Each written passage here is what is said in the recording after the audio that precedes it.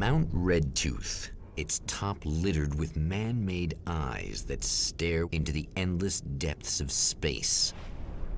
Tonight, the Champion of Light will depend on them to pick out a message from the ether.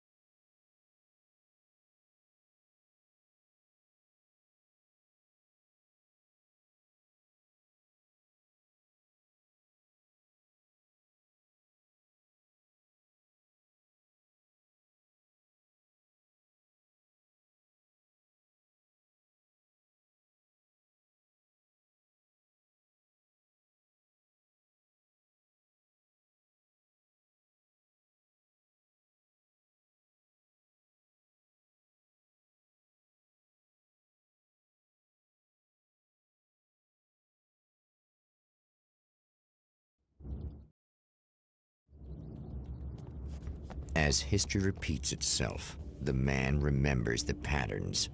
He knows that he needs the missing part for the telescope. I better find Dr. Meadows' car. That's where the camera should be.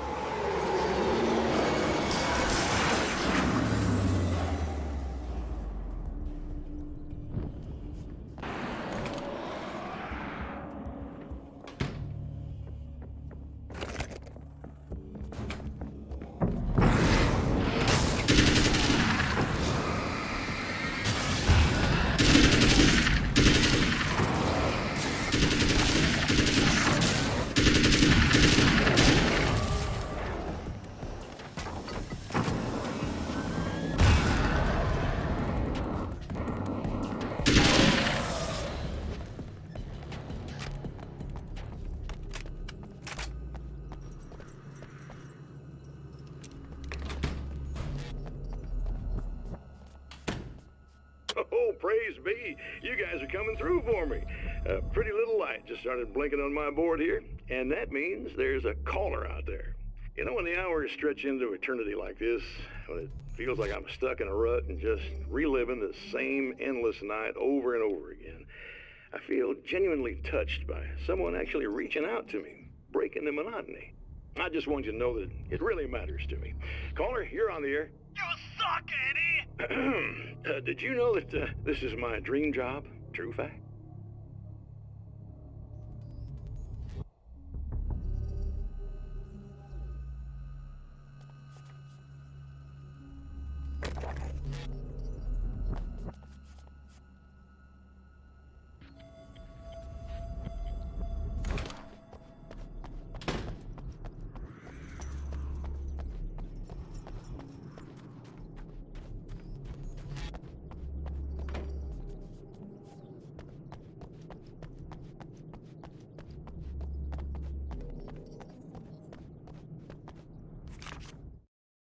When Dr. Rachel Meadows got the call from Michael, telling her to hurry to the observatory, she didn't waste any time.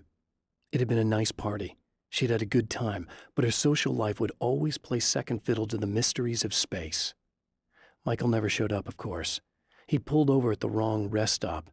She never even thought about him at the time.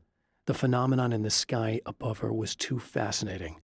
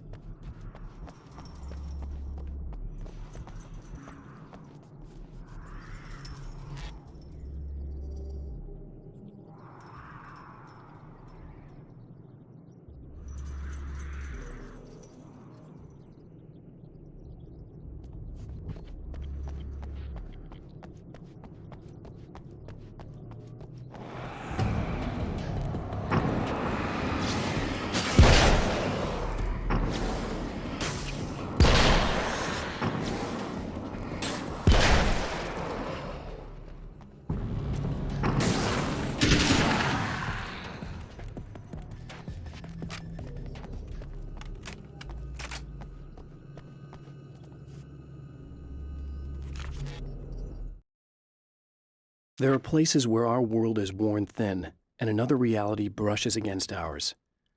One such site is Cauldron Lake near Bright Falls, Washington. But there are others.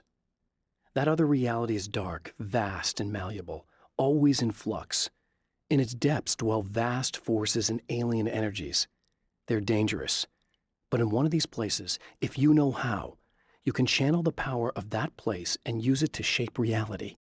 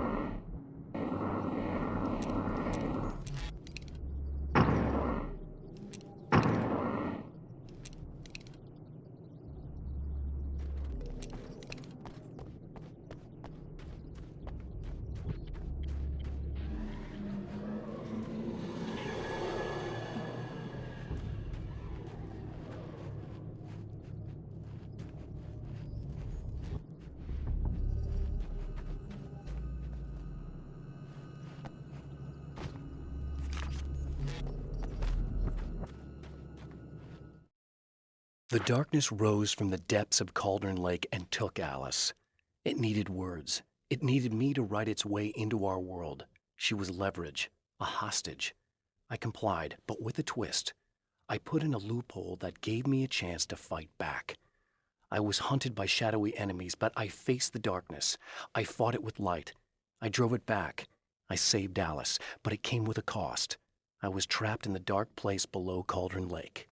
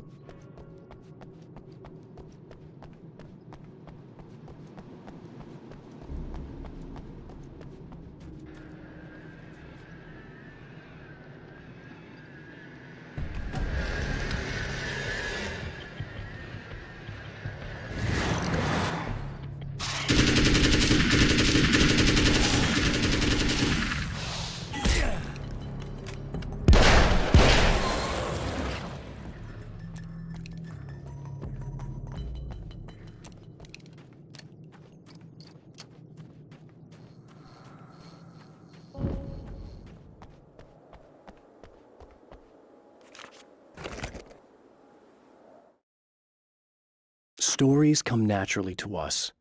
We can't help it. There are many different worlds, many competing realities within our heads, fueled by books, television, even barely remembered childhood tales. There's an endless supply of fictional concepts more familiar to us than anything or anyone real. We have a far greater connection to the fictional characters we know and love than the random people we pass on the street. Our destinies and inspirations are shaped by lies, myths, and fables.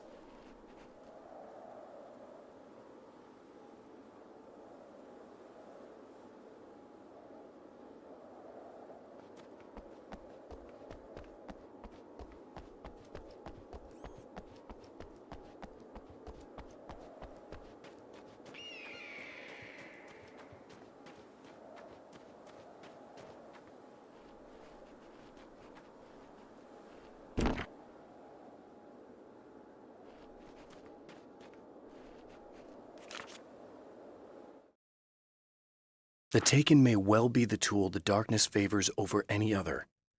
At some point, they used to be human, but whatever humanity they once had is long gone. Now they're just shells covered and filled by darkness. The Taken Mr. throws at me are more grotesque and varied than the ones I first encountered in Bright Falls. But I know how to deal with them. I'd be lying if I said they don't frighten me.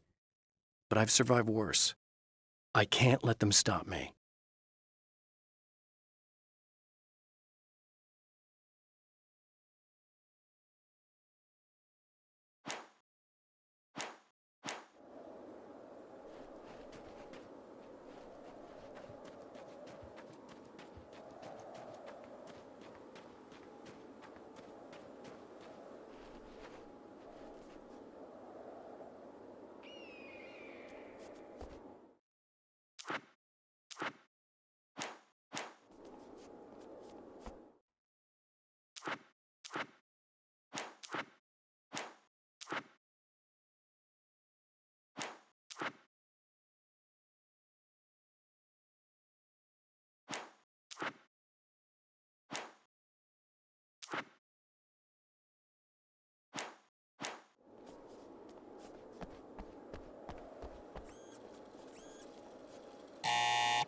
It's you! How dare you! No, wait. It isn't you, is it? I suppose you'd better come in. I'll unlock the door. Thanks.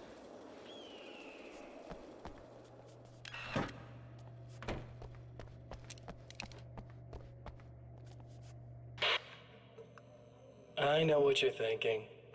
Evil twin, supernatural powers. But most of the time, I just like to keep things basic. I want you to understand that.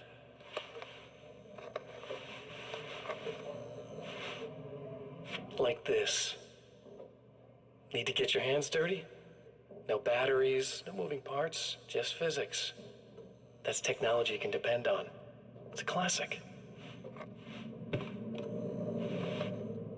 Speaking of classics, you need to be careful with this one, though. If the victim suddenly twists, you might end up cutting yourself. It's not really a workhorse, but I'm a sucker for this style. Now this is more like it. You've got slip-resistant grip.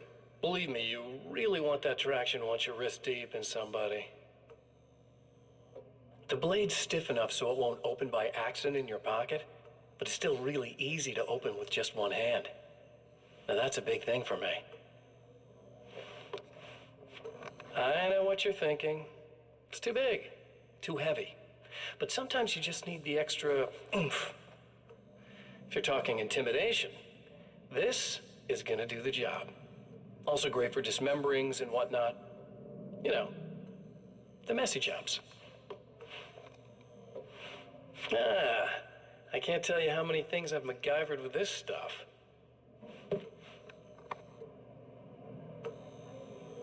Okay, now, guns. Not a big fan. I mean, how are you supposed to really connect with somebody with a bullet? I want you to understand that. I take pride in what I do.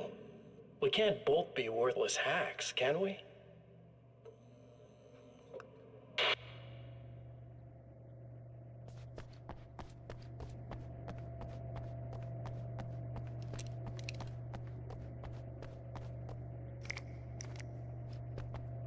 You'll have to forgive me, but this feels very strange.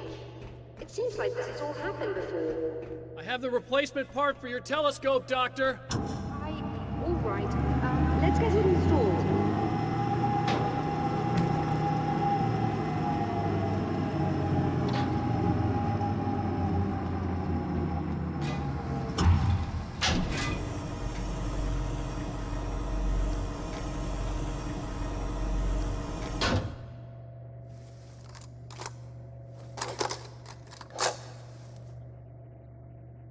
I think we can give this a go, although I have this strange feeling that something will Don't go start wrong. it up yet. There's a problem with the coolant system.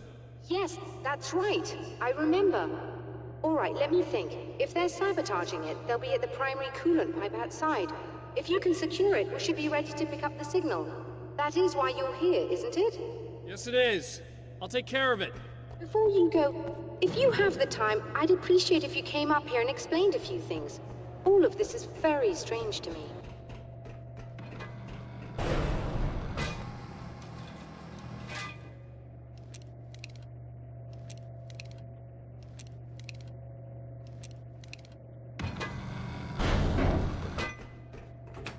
Hello. I don't quite know what's going on, but I seem to remember having had this encounter before. It's not deja vu, Doctor. This has happened before. We're caught in a time loop. That's utterly insane. How could that be? I can't really explain it. I suppose I could call it magic. I don't believe in magic. Neither do I. But I can't argue with what I've experienced. Listen, what matters now is the signal. The last time we only caught a part of it. I need the rest of it. Whether you believe me or not, you want to look into this as much as I do, right? Yes. All right. I realize that you have trouble believing this. That's an understatement. I can't deny that what you say resonates with me on some level I don't pretend to understand. But for all I know, I'm simply delusional.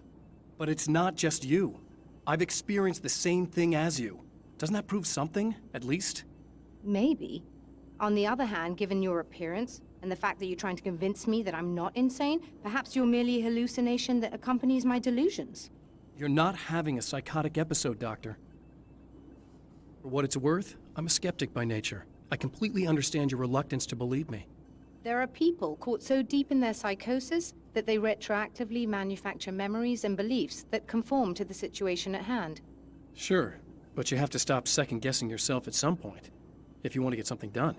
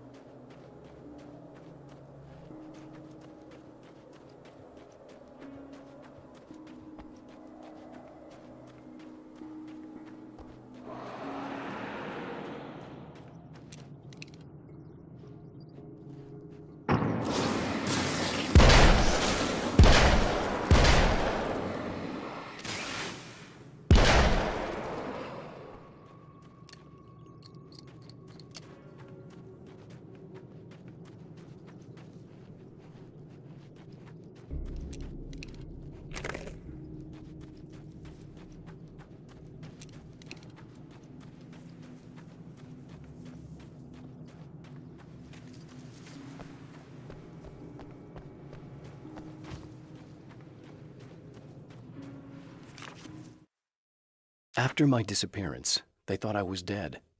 I might as well have been. I know it's been 2 years. I know Alice has moved on. I've tried to find a way back to her, back to my life, but escaping the dark place is almost impossible. Time does strange things here, but dreams and radio signals can pierce the veil between the worlds. I catch glimpses and echoes of the world. Sometimes I send messages out. I can only pray that they hear them.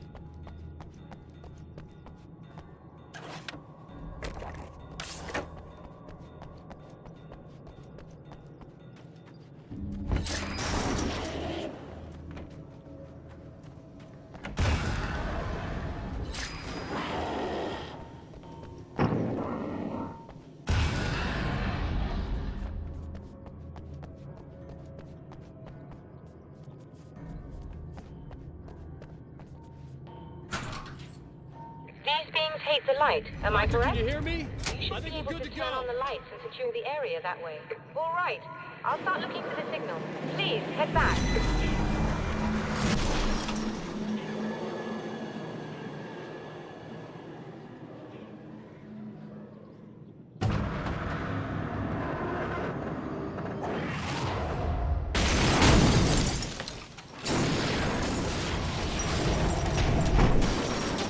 I guess they didn't like that.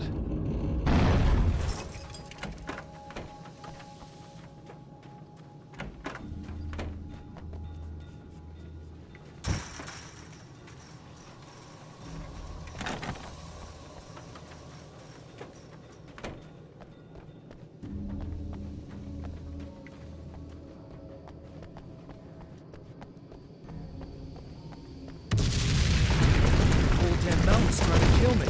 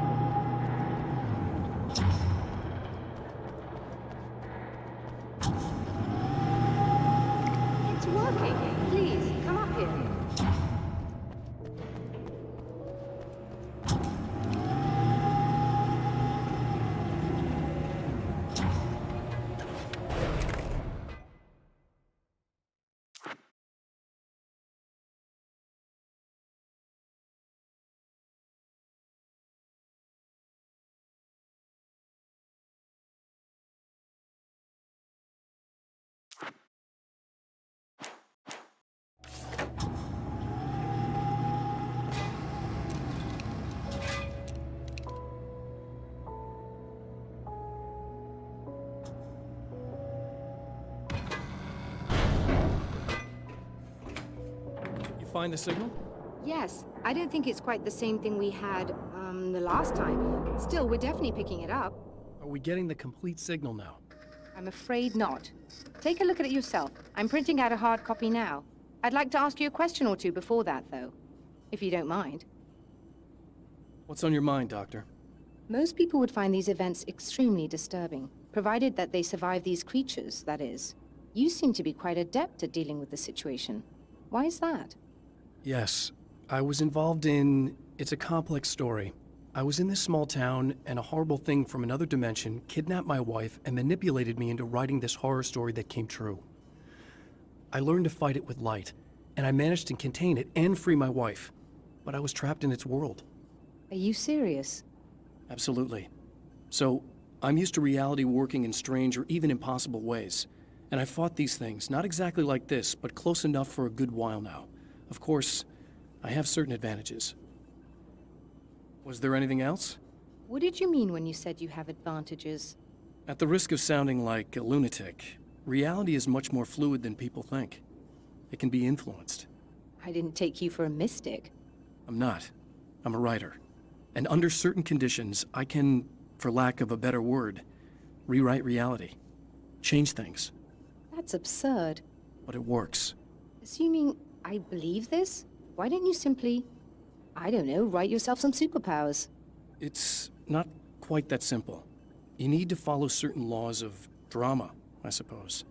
You need to think about consistency and symbolism. Often what you write isn't anywhere near as important as what you imply. There are things out there that will take advantage of your mistakes. You really believe in this? Don't look at me like that. You've experienced some of this yourself. I will gladly admit that something exceedingly strange is going on. But this idea that you're somehow altering reality with your writing is ridiculous. You're essentially saying you're controlling my actions. Leaving aside the rational arguments against this, what gives you the right? Well, it's more like having a destiny. A path you're on. You're not aware of it, but there it is. If somebody changes it, what difference does it make? It's what every writer does. If you write something that affects one of the characters, they don't really know about that. I'm not a character. Are you saying that it's all right to take advantage of someone if they aren't aware of it? Look, all I meant was that if you're genuinely making all your own decisions, and those decisions lead to whatever destiny you have, what practical difference does it make? I suppose that depends on whether our destinies are determined by things like physics and probabilities, or natural reality, which is presumably neutral and impartial, or by some kind of an intelligence. If it's the latter, that intelligence makes choices based on some criteria. If we suffer as a result of those choices, there's a moral and ethical element involved, regardless of whether we're aware of its manipulations. Wouldn't you agree? You're taking this very well. I thought you'd be hangry. I suppose I would be if I thought you could actually do this.